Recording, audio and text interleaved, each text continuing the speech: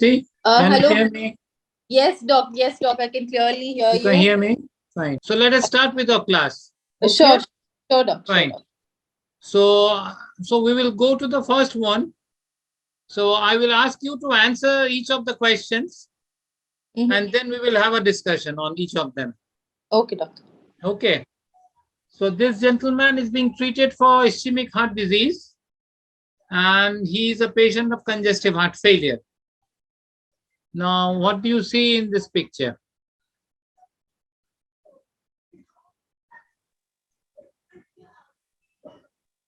Anything you can make out?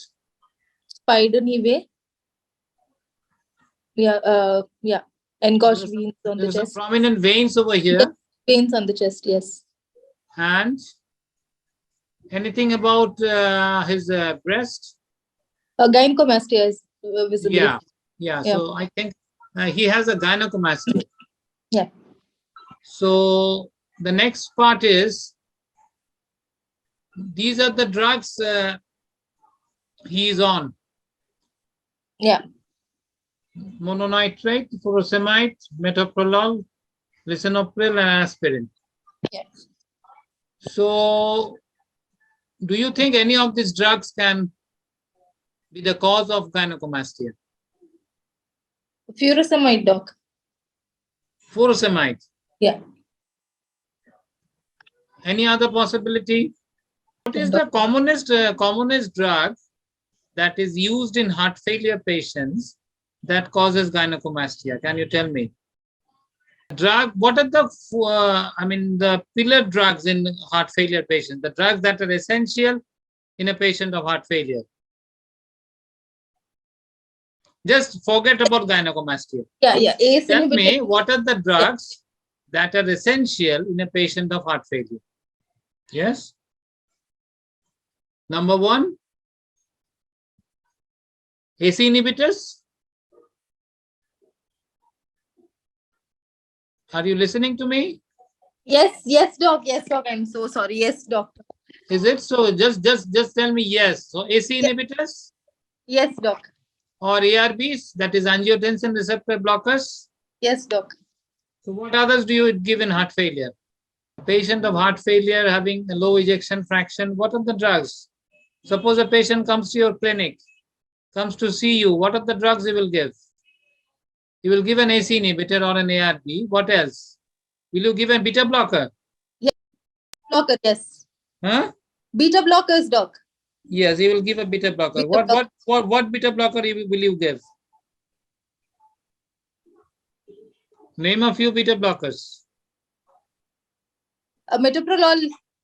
Metoprolol. Anything else? Yeah. Pardon?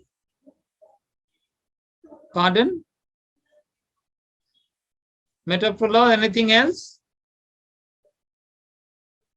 Atenolol. Atenolol. Yes, very good. So atenolol, metoprolol. Anything else? So this is pharmacology. I'm not discussing cardiology with you. Yes, doc. Yes, doc. I'm discussing pharmacology with you. You can also get a pharma question in MRCP. Yes, doc.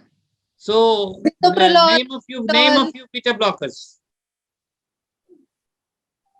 Atenolol, metoprolol, then bisoprolol. Yes. And have you heard the name of carvedilol? Carvedilol, yes, doc. So these are the beta blockers, and normally we prescribe any one of them in a heart failure patient. Yes. So normally we prescribe either bisoprolol or metoprolol or carvedilol. So two of the drugs are completed. One is an ACE inhibitor, one is a beta blocker. What else do you give in a heart failure patient? Do you give diuretics? Diuretic, doctor. So what is that? Furosemide. Okay, fine. Furosemide. Anything else you give? Is there any other group of diuretic that you give? Yeah, thiazide diuretics. Thiazides, yes. So one is furosemide. So furosemide comes under which group? Yeah, thiazide diuretics, doc. No. Furosemide comes under loop diuretics. Loop, sorry, loop diuretics. Yes, so furosemide comes under loop diuretics. Yes. Thiazides normally act in the proximal convoluted tubule. Yeah. What else diuretic do you know? Tell me one more. That is very important in heart failure. Very, very important. Spironolactone. Yes, very good. So you have been so late in telling spironolactone. So how does it act, spironolactone? Do you know the mechanism of action? No, doc. I mean, I know. It's a mineralocorticoid receptor antagonist. So it blocks the mineralocorticoid receptors in the distal convoluted tubule and collecting ducts. So what does the mineralocorticoid receptor do? What is the function of this receptor? Do you know? Doctor, exchange of sodium in the... So it absorbs sodium. It absorbs sodium and it excretes potassium. Yes. Yeah. So the mineralocorticoid receptor, what does it do? So it absorbs sodium. Yeah. Now, so when you use a mineralocorticoid receptor antagonist, so what happens? That the sodium absorption is blocked. Yes. And this potassium secretion is also blocked. Blocked. So these drugs can cause hyperkalemia, isn't it? Yes, doc. Yes. So do you think that spironolactone is used in a heart failure patient? Yes, doctor. It is very commonly used. So Yeah. spironolactone is a drug which can cause gynecomastia. Yes, gynecomastia most common cause in heart failure patients. But is it mentioned here in the list? No, doc, it's not. No. It's not. Yeah. So then what is the other possibility? You have told me furosemide. It's not furosemide. Furosemide does not cause gynecomastia. ACE inhibitors? Yes? Pardon? ACE inhibitors cause fine. ACE inhibitors, yes. So which is an ACE inhibitor here? Lisinopril. Lisinopril. Very good. So that is the answer. Yeah. So an ACE inhibitor can cause gynecomastia. Yeah. So all the prils, beginning from captopril, enalapril, lisinopril, fosinopril, and peridinopril. So these are all the ACE inhibitors, and ACE inhibitors can cause gynecomastia. Yes, doctor. Okay. Yes, doctor. So this is very important. So you can see the various drugs that can cause. The antifungals can cause ketoconazole. The anti-amoebic drugs, metronidazole. Cimetidine, very commonly used drug that causes gynecomastia. Digitalis, one more drug that is used in heart failure, can cause gynecomastia. So this is also important. Digitalis.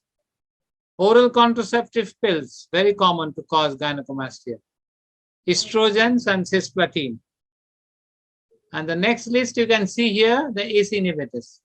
So ACE inhibitors, then the calcium channel blockers, amiodarone. There is an anti-TB drug, isoniazid. There is a sedative hypnotic group, diazepam. The PPI is omeprazole and also the cimetidine. So all these drugs can cause gynecomastia. So please remember the list of drugs causing gynecomastia, very important in MRCP. Okay. Spurti, are you there? Yes, doctor. Yes, doctor. Oh, so sometimes please tell a yes. It makes me happy. Yes, doctor. Yes. Yes. Please memorize the drugs that cause gynecomastia. Okay. So going to the next question. Which of the following medication used in the treatment of heart failure is supported by the RAL study? So let us go to this question. Yes, doc. So which of the following medications used in the treatment of heart failure is supported by the RAL study? Ramipril, eplerenone, spironolactone, aspirin, and clopidogrel. Have you heard about this study, RAL study? Yes, doctor. It's spironolactone, doctor. Yes, very good. Spironolactone. So spironolactone is one of the drugs which has shown mortality benefit in patients of heart failure. Yes. And there has been a significant 30% benefit, you know. Okay. So besides spironolactone, Is there any other drug in this list which belongs to the same group? The mechanism is just like spironolactone. Is there any other drug in this list? Eplerenone. Eplerenone, very good. So eplerenone is also used in patients of heart failure. Yeah. Now, what is the difference between spironolactone and eplerenone? Which is the older drug, which is a new drug? Spironolactone is the older drug. Okay, so what was the use of discovering eplerenone? What was the problem with spironolactone? I think we have discussed it. Yeah, the side effects. The anti-androgenic side effect, that is the gynecomastia. Gynecomastia, yes. So eplerenone does not have that side effect, those androgenic side effects. Yeah. So eplerenone is devoid of these side effects. So in that way, eplerenone is much better than spironolactone. And those patients who come with gynecomastia, you can replace spironolactone with eplerenone. Yeah. Okay. Yeah. And can you name any other drug in this group, a new discovery? Just letting you know, in case it comes in your question as a question. No, that is called finerenone. Finerenone. Okay. F-I-N-E. F-I-N-E. F-I-N-E, finerenone, R-E-N-O-N-E. Okay. Okay, doc. Non-steroidal mineralocorticoid receptor antagonist, finerenone. This is a very, very new discovery. Okay, doc. So keep a note of this drug. Yes, doctor. It may come as an MC, it may come as a question, finerenone. Okay. So that finishes this question. So the RAL study supposed the use of spironolactone in heart failure and patients with severe. So tell me, besides spironolactone, what are the other drugs in heart failure which has mortality benefits? We have already discussed the various drugs used in heart failure. ACE inhibitors. Yes, ACE inhibitors. Then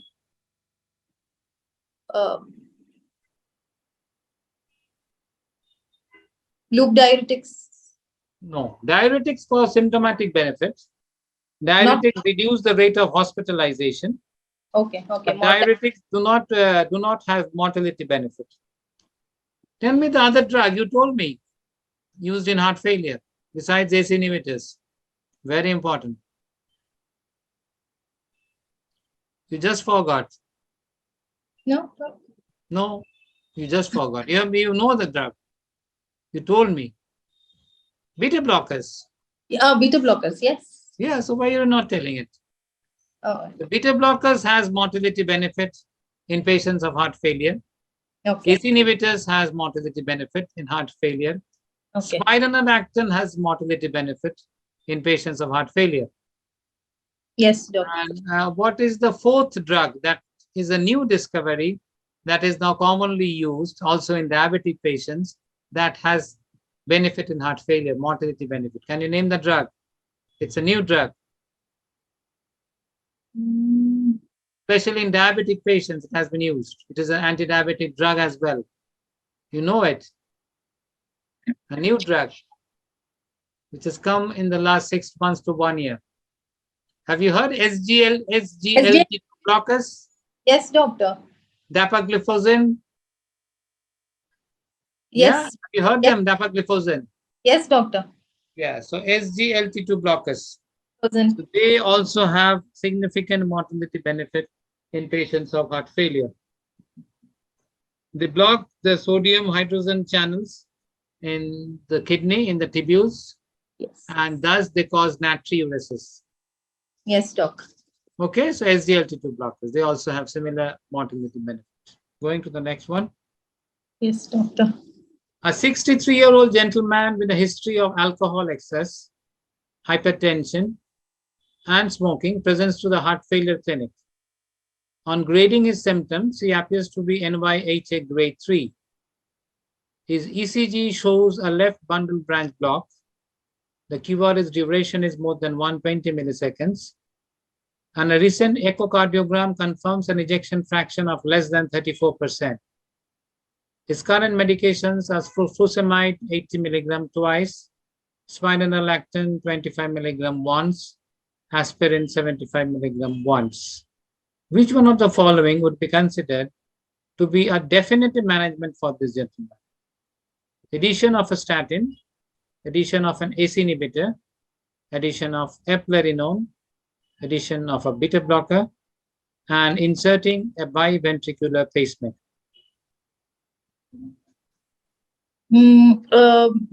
Addition of an ACE inhibitor, doctor. Fine. So this patient is on furosemide, on spironolactone, on aspirin. Aspirin. So he will definitely need a beta blocker. He will definitely need an ACE inhibitor. Yes. To so maximize. both these drugs are needed. Yeah. Now, they have mentioned a QRS duration of more than 120 milliseconds. Yes. And they have also asked about a definitive management for this gentleman. So does that point to any other answer? What What is the importance of QRS duration in a patient of heart failure? What is the importance of left bundle branch block in a patient of heart failure?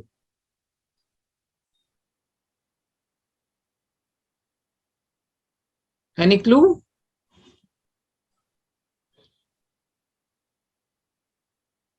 So left bundle branch block causes dyssynchrony in the heart. Yes, doctor. So if a heart failure patient has a left bundle branch block, what does that mean? So the right ventricle will contract first, followed by the left ventricle. Left ventricle. So both the ventricles do not contract simultaneously. Yeah, there is It's the right ventricle that contracts first, followed by the left ventricle, which ideally should not happen. Yeah. Ideally, both the ventricles should contract simultaneously. Yes. So a left bundle branch block causes a dyssynchrony in between the two ventricles. Yeah. It is called interventricular dyssynchrony. And that reduces the ejection fraction of the heart in the long run. Yes. So how can you prevent this dyssynchrony? Biventricular pacemaker. What is that? To synchronize both the... So what is the pacemaker? What do you do? What is the difference from a simple pacemaker?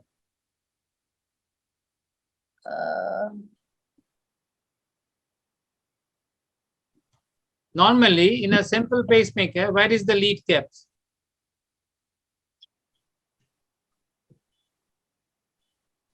On the right side of the heart or on the left side of the heart? Where do you keep the pacemaker lead? Left side of the heart, doctor. Left side is of it? the heart. No.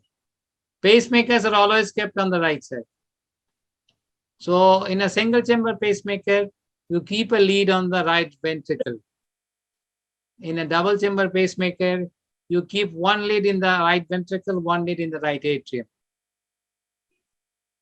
Okay. Isn't it? Yes, doctor. So pacemakers are always on the right side of the heart, not on the left side, remember. Okay. What is biventricular pacemaker? So this is the normal conventional pacemaker.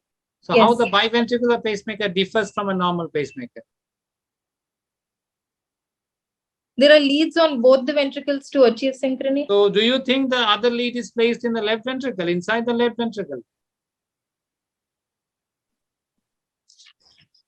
No. Do you think? Can you place a lead in the left ventricle? I mean, theoretically, it is possible to place a lead in the left ventricle. Okay. Left ventricle is the systemic chamber of the heart. Yes. The lead gets infected, there's a chances of endocarditis. Yes. And LV is the violently contracting chamber. So fixing a lead in LV is also difficult. Okay. So normally we avoid putting a lead in the left ventricle. Okay. So where do we keep the lead? We keep the lead in the coronary sinus. Okay. Yes. What's the name coronary sinus? Yes, doctor. What is that? So what do you think? Do you know what is coronary sinus? Yes, doctor. What is that structure? Doctor, the place where all the deoxygenated blood from the heart. Yes. So the coronary sinus drains into which chamber of the heart? Right atrium, doctor. Very good. So what we do, we take a third lead, which is placed inside the tributary of the coronary sinus. So that is biventricular pacemaker.